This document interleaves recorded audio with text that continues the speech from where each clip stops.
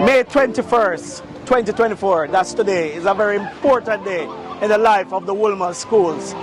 295 years is a remarkable achievement. And for us to be still around, still celebrating, it is a joy. Today was a very wonderful day for all the schools, the boys' school, the girls' school, and the prep school. And to cap it off, we are now having what you'd call a march right through the streets, the city of Kingston, to show how happy we are to be a part of the landscape of Kingston.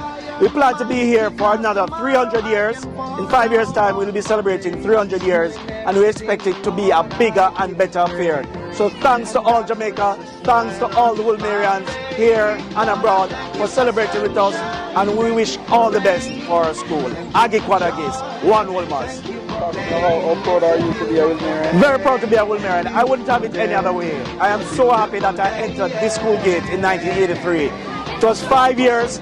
They were good years, some of the years challenging, but I stood there, I stood my ground, learned a lot, and this has now helped me in my adult life. I wouldn't have wanted any other way. I'm extremely proud to be a Wolmerian. A past student, now an academic staff member, and the list goes on.